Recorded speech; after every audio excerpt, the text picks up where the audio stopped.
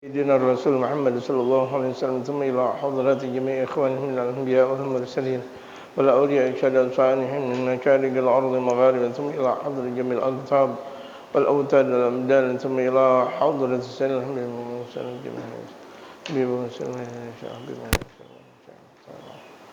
يا حي يا قيوم برحمتك نستغيث برحمتك الكبرى عند القدسية اكفنا ظاهر باطن عمار طاعتك ولطاعة نبيك المصطفى محمد صلى الله عليه وآله وصحبه وسلم وإلى حضرة النبي المصطفى محمد صلى الله عليه وسلم. الفاتحة.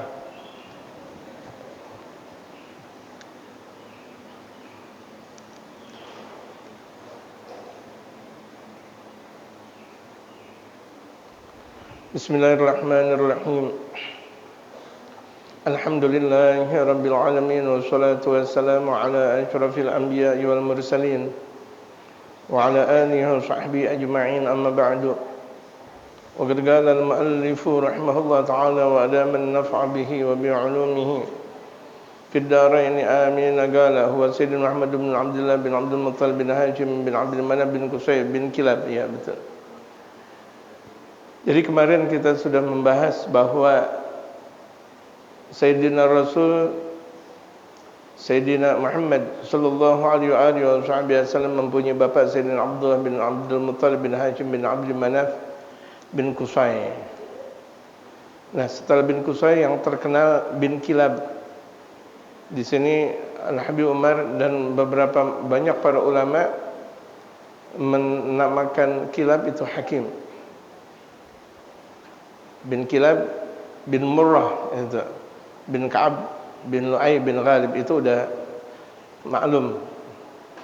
Jadi alhamdulillah kemarin selesai ngaji, alhamdulillah Ustaz Abdul Aziz memberikan kabar lewat hafalannya yang cukup kuat, sampai pada akhirnya saya juga lagi sholat selesai pengajian ngulangin hafalan saya.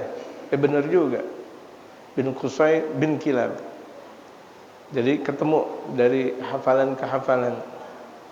Karena pentingnya hafalan jamaah sekalian. Kenapa? Karena Qusay, Sayyidina Qusay itu mempunyai bapa namanya Kilab, dan itu terkenal. Untuk adab, Al-Habib Umar dan banyak para ulama, Kilab itu akhirnya dinamakan dengan kata-kata Hakim. Hakim bin Murrah bin Ka'ab dan seterusnya. Hakim. Dan itu sebenarnya benar kitab ini, gitu, benar. Cuma kemarin saya tidak sempat untuk mencerahkan sampai pada akhirnya terlupa. Dan sebenarnya Kilab itu adalah Hakim. Hakim adalah Kilab, gitu. Cuma memang kalau namanya Kilab, orang baru belajar bahasa Arab khawatir pemahamannya lain, ya. Kalau orang baru belajar bahasa Arab pemahamannya lain, gitu. Apalagi ada yang dikiaskan ke sahib Ashabul Kahfi. Ya, sahib Ashabul Kahfi. Ashabul Kahfi hafal kan? Nama-nama Ashabul Kahfi namanya. Jangan giliran yang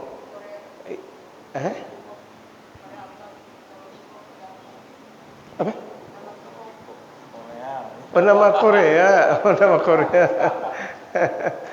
Ya, Maksalmina, Tamlikha, Martunus, Nainunus, Duanus, Sarabunus, Falyastationus.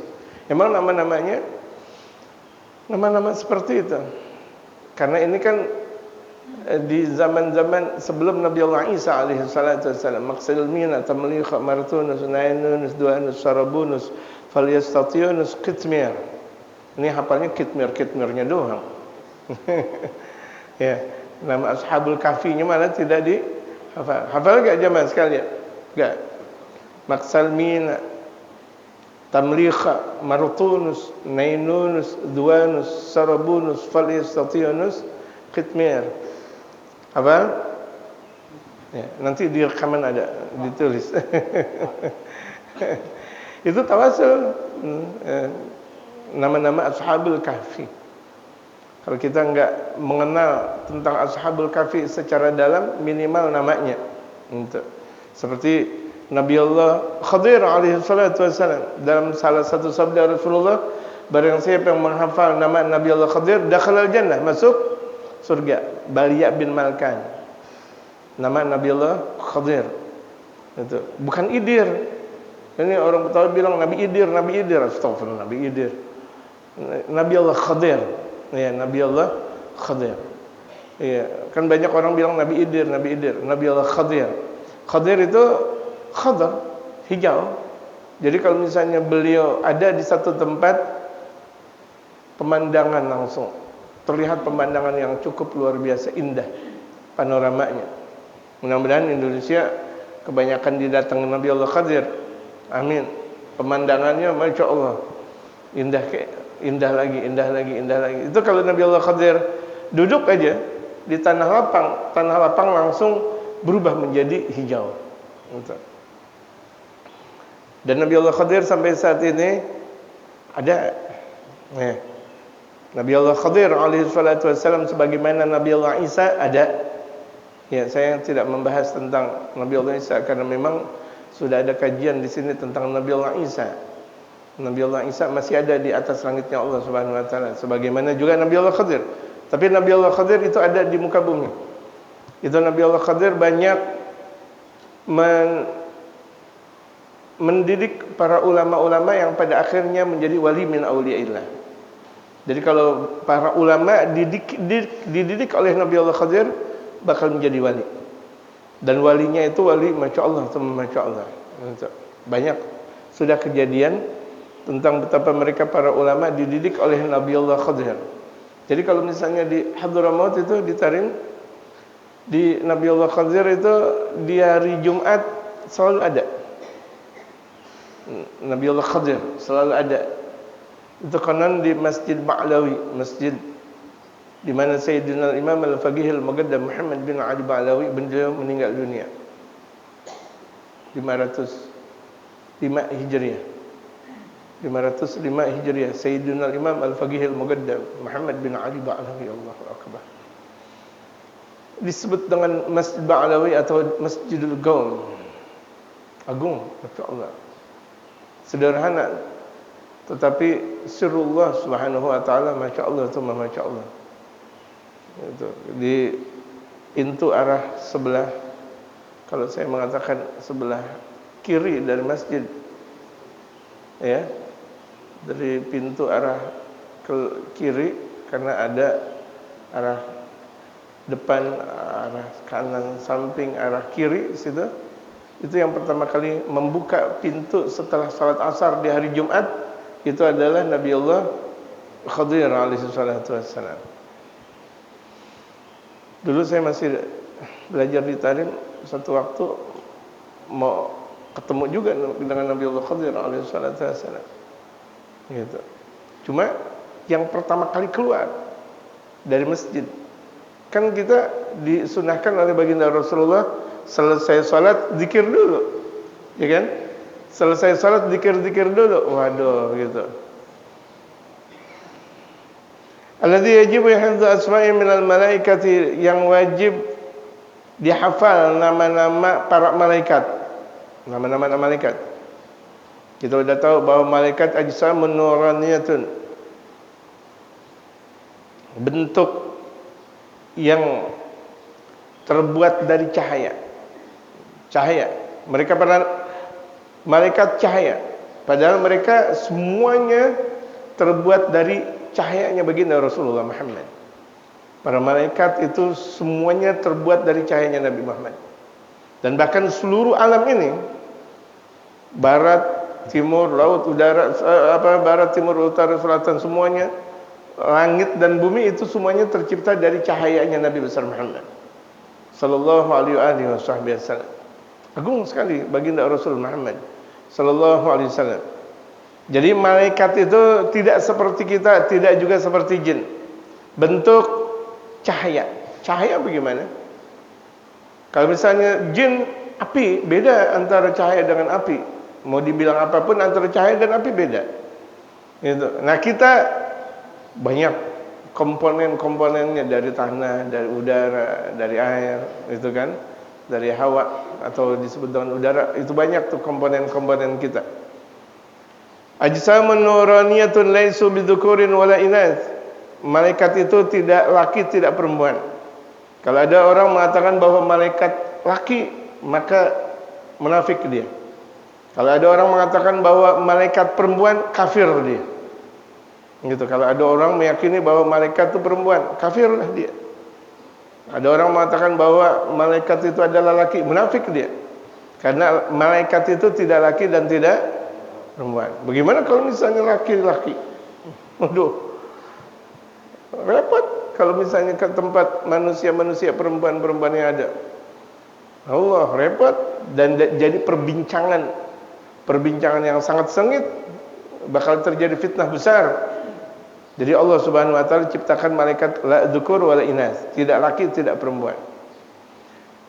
La yakuluna wala yashrabuna, mereka tidak pernah makan, minum dan tidak pernah tidur. Kalau misalnya mereka makan, makanannya apa? Mereka minum, minumannya apa? Habis kita mau air kelapa udah diambil semuanya. Mau apa semuanya, mau es udah diambil semuanya. Air semuanya yang ada di muka bumi udah diambil semuanya. Enggak cukup kita sebagai manusia. Allah Maha tahu. Akhirnya tuh Allah ciptakan malaikat tidak makan, tidak minum, juga tidak tidur. Dari mulai terciptanya malaikat, udah enggak makan, enggak minum, enggak tidur, enggak ada hawa nafsu. Bagaimana ada hawa nafsu? Dia sendiri bukan laki, bukan perempuan. Cahaya. Kita lihat cahaya, apa namanya? Cahaya mentari, kita lihat cahaya mentari. Cahaya mentari laki atau perempuan? Enggak bisa kita untuk mengatakan bahwa cahaya mentari atau cahaya rembulan. Enggak bisa juga kita katakan bahwa cahaya rembulan itu adalah laki atau perempuan. Wa yajibu hifdz asma'i 'ashra. Wajib menghafal nama yang 10, nama malaikat. Ini kita walaupun sudah dewasa diajarkan untuk mengenal nama malaikat. Sebenarnya kita udah paham, nih jamaah sekalian. Tapi untuk lebih mendalami nama-nama tersebut, apalagi di bulan suci Ramadan, fa insyaallah berkah insyaallah. Jibril, malaikat Jibril, petugas pemberi wahyu. Seluruh para nabi dan rasul dikasih wahyu oleh malaikat Jibril. Dari Allah kepada malaikat Jibril, terus kepada mereka para rasul-rasulnya Allah Subhanahu wa taala. Pada nabi-nabinya Allah Subhanahu wa taala semuanya. Dari zaman Nabi Allah Adam sampai Nabi besar Muhammad sallallahu alaihi wasallam. Nah, terus sekarang bagaimana? Tugas malaikat Jibril apakah terhenti? Tidak. Malaikat Jibril selalu bertugas sampai saat ini memberikan ilham kepada mereka para aulia, para ulama, orang-orang saleh. Ilham. Kan dalam Al-Qur'an fa'alhamaha fujuraha wa taqwaha. Kalau fujuraha yaitu setan, falahama fujura wa taqwaha itu malaikat Jibril alaihi salatu wassalam. Jadi malaikat Jibril ini bukan satu. Malaikat Jibril ini satu unit kesatuan, seperti kita mengatakan polisi. Polisi ada satu enggak? Polisi ada satu enggak? Tidak, banyak. Ada unit kesatuan. Unit kesatuan polisi. Oh, polisi darat, polisi laut, polisi, tetap namanya juga polisi. Nah, ini juga malaikat Jibril. Gitu. Atau mau lebih khususnya lagi, contoh kita ambil di angkatan laut. Di angkatan laut ada satu kesatuan yang namanya apa contohnya? Angkatan laut, marinir. Angkatan darat Kopassus, marinir misalnya. Apakah marinir satu? Enggak, banyak. Sama ini juga malaikat Jibril. Apakah malaikat Jibril satu? Banyak. Makanya kalau ada orang punya pemahaman, gimana ya kalau malaikat Israel kan satu, ngambil semuanya, berarti pemahamannya dia cetek. Jadi yang disebut dengan malaikat Israel banyak. Kalau misalnya kira-kira satu dengan satu, ya enggak terkejar semuanya. Enggak terkejar. Apalagi kalau misalnya ada kejadian gunung meletus, pada mati semuanya, atau tsunami dan sebagainya, ribuan orang meninggal dunia. Bagaimana? Apakah ini adalah bukan tugas malaikat Israel. Dan setiap kita ada Israelnya masing-masing. Masing kita ada malaikat Israelnya masing-masing. Malaikat Jibril itu yang pertama, afdalul malaikah, seafdal-afdalnya malaikat Jibril alaihi salatu wassalam. Karena malaikat Jibril yang menemani baginda Rasulullah, para nabi dan rasul dalam memberikan wahyu. Dan sekarang beliau memberikan ilham kepada para aulia, para ulama dan kaum saleh. Makanya orang saleh terkadang ketika lagi baca buku, misal lagi baca buku bingung, apa ini maksudnya? Tahu-tahu ada ilham, plok. Itu dari malaikat Jibril alaihi salatu wassalam. Oh, ntar malam mau kemana ya? Ntar malam apa? 20 berapa? 25. Mau malam ganjil lagi. Malam-malam final. 25, 26, 27, 28, 29, malam-malam final. Kemudian ada satu ilham yang Allah Subhanahu wa taala berikan kepada kita. Oh, pokoknya ntar malam harus hafal hataman Quran misal. Itu ilham namanya. Gitu. Wa Mikail, petugas untuk menurunkan hujan, malaikat Mikail. Jadi curah hujan, fluktuasi hujan seluruhnya itu ada dalam ketentuan malaikat Mikail alaihi salatu wassalam. Jumlahnya hujan berapa, kadar yang Allah Subhanahu wa taala turunkan dari atas langit ke ke bumi. Kemudian tanaman-tanaman apa yang mendapatkan air hujan di daerah mana. Terkadang di daerah ini ada hujan, daerah tersebut yang berikutnya tidak ada hujan. Itu hujan. Ini buat makanan, buat minuman, tuh air hujan. Itu sudah ditentukan oleh Allah. Dan petugasnya itu namanya malaikat Mikail. Banyak ulama-ulama kalau misalnya dalam keadaan gersang, mereka tawasul kepada malaikat Mikail. Jangan salah, jangan malaikat Israel. Malaikat Israel habis semua. Malaikat Mikail, malaikat pemberi rezeki, malaikat Mikail. Gitu. Kalau orang barat menamakan Mikail itu Michael. Gitu. Michael, Jibril, Gabriel. Gabriel gitu. Jibril, Gabriel. Mikail, Michael. Aduh, ada-ada aja. Israfil, malaikat Israfil itu petugas meniup sang sakakala. Jangan kita pahami yang disebut dengan sang sakakala itu trompet. Ini trompet malam tahun baru lagi, kempot. Kena air hujan sedikit rusak. Ini trompetnya malaikat Israfil 10 kali lebih daripada langit dan bumi. 10 kali lebih daripada langit dan bumi. Langit dan bumi, kita sendiri sampai ke langit ke-7 kita nggak tahu berapa jumlahnya.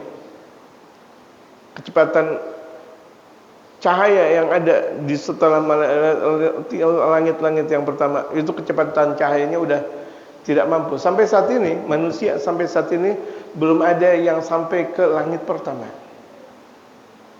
Belum ada. Neil Armstrong misal, walaupun dikatakan masuk Islam, itu perkara bukan perkara langit.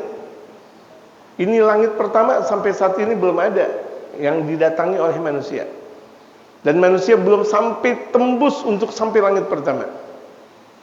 Berbagai macam intelektual, ilmuwan, semuanya ada, ilmuwan muslim, ilmuwan barat dan sebagainya. Itu ketika dikonversikan, digabungkan menjadi satu pendapat-pendapatnya. Sampai saat ini belum ada yang masuk ke langit pertama. Dan malaikat dan Nabi Allah Isa sekarang berada di langit pertama. Nabi Allah Isa alaihi salatu wassalam. Jadi betapa jauhnya antara bumi dengan langit pertama. Kalaulah itu sang sakakala malaikat Israfil alaihi salatu wassalam 10 kali lebih daripada langit dan bumi, betapa dahsyatnya. Kita kan pernah dengar tabligh akbar. Tapi ininya apa namanya? Gede-gede banget suaranya, apa namanya? Sound sistemnya gede. Oh, memekakkan telinga. Allah Akbar. Rusak dah telinga kalau begini jadinya. Dahsyatnya luar biasa. Bung dung dung gitu. Itu baru sound. Dan terkadang sound yang luar biasa bagusnya, misal ada sound yang harganya misalnya 1 miliar, misal itu terguncang nih masjid yang ada. Bung, luar biasa. Bagaimana kalau misalnya itu adalah sang sakakala dari malaikat Israfil alaihissalatu wassalam.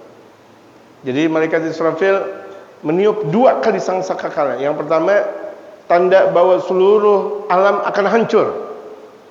Yang pertama itu, fasa'iqa man fis samawati wal ardi, semuanya memekakkan, berteriak. Orang yang ada di atas langit dan yang ada di muka bumi, hancur berantakan. Tidak ada lagi yang hidup kecuali di situ adalah malaikat Israfil, karena memang meniup sang sakakala. Dan terakhir malaikat Israel. Malaikat Israel, bagaimana nih Allah? Ente ambil sendiri dah nafas ente. Jiwa ente ambil sendiri. Waduh, diambil oleh Israel. Nah, ketika itu ketika itu malaikat Israel tidak disebut dengan bunuh diri, bukan. Karena memang tidak ada lagi makhluk kecuali malaikat Israel alaihissalatu wassalam. Wa Israel, kita bahas itu malaikat pencabut nyawa. Malaikat Israel, baik-baik kita kepada malaikat Israel. Baik-baik. Setiap hari itu dikatakan dalam hadis Rasulullah 70 kali malaikat Israel datang dari atas langit menuju kita. 70 kali. 70 kali. Lihat, udah waktunya belum? Belum, naik lagi ke atas langit. Allah Akbar. 70 kali.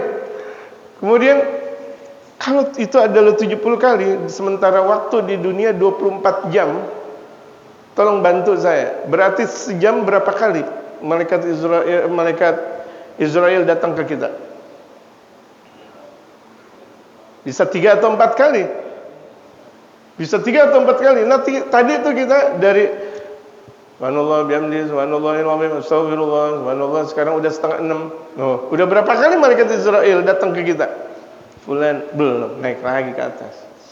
Fulan belum, sehari 70 kali. Jamaah, ini hadis baginda Rasulullah Muhammad sallallahu alaihi wasallam. Cuma enggak ada yang lihat aja. Kalau dia ngelihat, Allahu Akbar, gitu. Tegang semuanya, subhanallah bihamdihi subhanallah, yang harusnya sholat subuh enggak sholat subuh, saking tegangnya dia. Malaikat Israel sehari semalam ngelihat apakah kita sudah selesai waktunya di alam dunia atau tidak sebanyak 70 kali. Adakah waktu kita berbuat maksiat kalau begitu? Enggak. Sejam 3 kali 4 kali. Aduh, baru lagi ngopi sebentar ada malaikat Israel. Waduh. Ngeteh sebentar ada malaikat Israel. Enggak ada waktu. Ya Allah, gitu.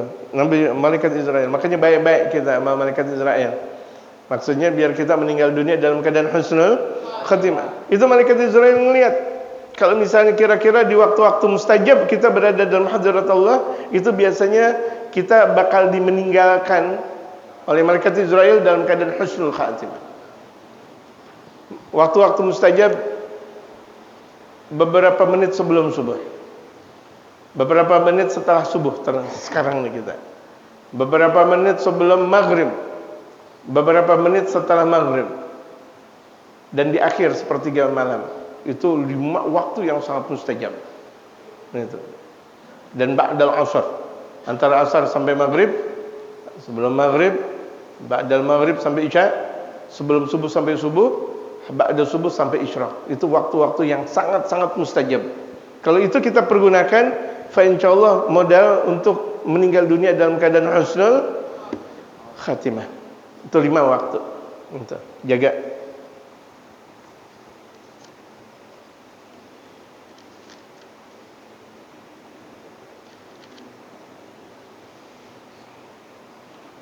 Munkar wa nakir, malaikat munkar nakir kita tahu tugasnya bertanya kepada orang yang baru meninggal dunia, baru yang meninggal dunia.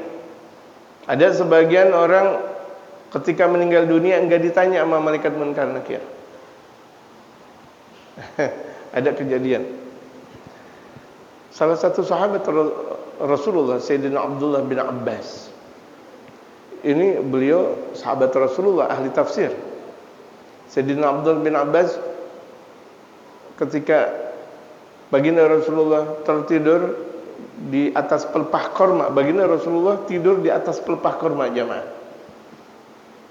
Kemudian berkeringat di situ. Tidak lama Sayyidina Abdullah bin Abbas tidur di tempat persis baginda Rasulullah tidur. Akhirnya tubuhnya kena keringat baginda Rasulullah.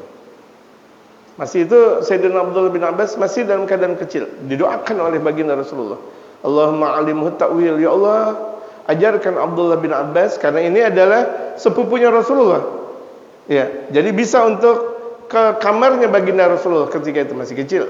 Diajarkan oleh baginda Rasulullah untuk menjadi ahli takwil. Dewasa menjadi ahli takwil. Para sahabat ketika mau berbicara tentang takwil dan tafsir bertanya kepada Sayyidina Abdullah bin Abbas di antaranya. Gitu. Ketika meninggal dunia, malaikat munkar nakir nanya, "Marabuka?" Waduh. Ana bas'aluka ya malaikat. Ana mau nanya kepada engkau. Marabuka tafsirannya apa? Waduh. Marabuka tafsirannya apa? Balik nanya. Kalau kira-kira bisa balik nanya enggak malaikat munkar? Munkar, nakir, ente ini kenapa ente nanya kayak begini? Digebugin langsung. Balik nanya, ini tafsirannya apa? Masuk surga dah, ente masuk surga. Ana cuma nanya tafsir, ana enggak belajar tafsir ya Abdullah. Oh iya udah. Malaikat kan enggak belajar tafsir. Imam Sibawai, Imam Nahu, ketika kita belajar Nahu pasti kita mengenal siapa itu Imam Sibawai. Karena ketika dalam keadaan ditanya dalam kubur, "Marabuka?" Siapa Tuhan engkau? Kedudukan Nahu-nya ini marabuka jadi apa? Jadi mubtada, jadi khabar. Allahu Akbar. Masuk surga ente kalau begitu jadi. Dan banyak mereka para ulama-ulama saleh itu ketika meninggal dunia enggak pakai ditanya lagi oleh malaikat, tahu-tahu langsung raudhah min riyadil jannah, masuk ke dalam taman surga. Di antaranya semua para nabi dan rasul, seluruh mereka keluarga sahabat baginda Rasulullah Muhammad sallallahu alaihi wasallam tidak bakal ditanya. Andai kan ditanya pertanyaan silaturahim, ngeteh santai di dalam kubur bisa ngeteh santai. Habis itu pulang aja malaikat munkar dan nakir, karena untuk menjalankan tugas dari Allah Subhanahu wa taala. Ada mereka para ulama mengatakan untuk orang-orang yang meninggal dunia dari kalangan muslim, orang-orang bertakwa namanya Bashir wa Mubashir. Bashir wa Mubashir. Kalau misalnya ada orang munafik itu namanya Munkar dan Nakir. Orang kafir enggak pakai ditanya. Langsung dihajar langsung. Enggak pakai tanya-tanya lagi, hajar langsung, hajar, hancur. Dalam satu riwayat baru malaikat Munkar dan Nakir mites. Bagaikan tuh ibu-ibu mites kutu. Baru mites kutu, seakan ibu-ibu baru mites kutu, itu jaraknya sampai ke 7 petala bumi. Duk, duk, duk, duk, duk, duk, duk. Nah itu malaikat Munkar Nakir baru mites. Orang yang baru meninggal dunia langsung ke 7 petala bumi. Kedalamannya sampai seperti itu. Allahu Akbar. Malaikat Munkar Nakir. Jadi kalau kita baik dengan Allah, kita perbaiki urusan kita dengan Allah, malaikat Munkar dan Nakir tahu wajah kita bahwa ini adalah wajah yang dicintai oleh Allah Subhanahu wa taala. Enggak bakal bertanya malaikat Munkar dan Nakir. Yang ada adalah penghormatan. Wa ragib wa atid, petugas penulis kebaikan dan atau keburukan di alam dunia. May yalfidhu min qaulin illa ladaihi ragibun atid. Gitu. Wa may ya'mal mithqala dzarratin khairan yarah wa may ya'mal mithqala dzarratin syarran yarah. Barang siapa yang melakukan kebaikan sedikit pun dia bakal melihat hasil kebaikannya. Dan barang siapa yang melakukan keburukan sedikit pun dia bakal juga melihat hasil dari keburukannya. Karena ditulis oleh malaikat raqib atid. Gitu. CCTV kita boleh jadi rusak, tapi malaikat raqib atid dan tidak pernah rusak. Wa malaikat Malik penjaga neraka. Baginda Rasulullah pernah melihat Malik di neraka ketika dalam keadaan Mi'raj. Mesem, tegang. Nanya Rasulullah, Jibril, manhu? Siapa Jibril? Tegang banget, serem banget. Harisun nar, penjaga neraka. Penjaga neraka. Oh, pantas. Kalau penjaga neraka modelnya kayak Bang Afid, enggak jadi. Kalau Bang Afid kan senyum-senyum lagi, senyum-senyum lagi, senyum-senyum lagi. Penjaga surga ini. Itu. Karena dia bukan malaikat aja, dia manusia. Ya kan? Kalau misalnya penjaga neraka senyum-senyum, senyum-senyum kan repot. Jadi tegas. Pantas. Enggak ada open-opennya banget kata Rasulullah. Enggak ada senyum-senyumnya semenjak aku melihat, enggak ada senyum-senyumnya ya Jibril. Iya. Emang udah perintah dari Allah ya Rasulullah. Oh, iya dah, iya dah. Gitu. Malaikat Malik namanya. Wa Ridwan, oh ajar, luar biasa. Ajar, baik gitu. Tapi bukan berarti malaikat Malik tidak baik. Baik. Karena itu adalah malaikatnya Allah, karena memang tugas. Ya. Tugas. Ibarat penjara dengan penjaga atau marbot masjid kan beda. Kalau marbot masjid harus benar-benar baik. Masya Allah, senyum. Meratir hati. Mau apa-apa dikasih. Namanya marbot di masjid, dia menjaga masjidnya Allah. Tapi kalau misalnya dia penjaga penjara, gimana dong? Mau kemana nanti? Situ. Masya Allah. Kenapa? Karena hukum yang ditegakkan. Apakah sipir penjara orang buruk? Tidak, menjalankan tugas. Demikian juga malaikat Malik. Al-Kutub, kitab-kitab yang diturunkan oleh Allah. Anzalallahu kutuban minas sama, yang Allah Subhanahu wa taala turunkan kitab-kitab dari atas langit. Yajib tasdiqu biha, wajib untuk diyakini, wajib kita sebagai seorang muslim meyakini bahwa Allah pernah menurunkan kitab-kitab. Wa annama tadammanatu haqqun wa sidqun, dan apa yang terungkap di situ adalah benar dan jujur. Wajibu ma'rifatu asma'i arba'ah, dan kita sebagai seorang muslim wajib mengenal nama-nama kitab yang diturunkan oleh Allah sebanyak 4. At-Taurat. At-Taurat itu kurang alif itu. At-Taurat itu kitab Taurat kepada Nabi Allah Musa. Suhufnya Allah ada 114. Suhuf dan kitabnya Allah. Suhuf dan kitabnya Allah jumlahnya 104. Ya, 104. At-Taurat diturunkan kepada Nabi Allah Musa. Nabi Allah Musa juga dapat suhuf. Suhuf Ibrahim wa Musa. Jadi Nabi Allah Ibrahim, Nabi Allah Musa dapat suhuf. Coba Nabi Allah Ibrahim cuma suhuf doang, enggak kitab. Beda kalau kitab dengan suhuf. Kalau suhuf itu masih lembaran. Kalau kitab sudah dibukukan, lebih rapih lagi. Itu secara bahasa. Wal Injil diturunkan kepada Nabi Allah Isa, Injil yang sebenarnya Injil. Wa Zabur kepada Nabi Allah Daud. Nabi Allah Daud kalau lagi baca Zabur tidak berani, itu burung-burung itu melintasi, diam.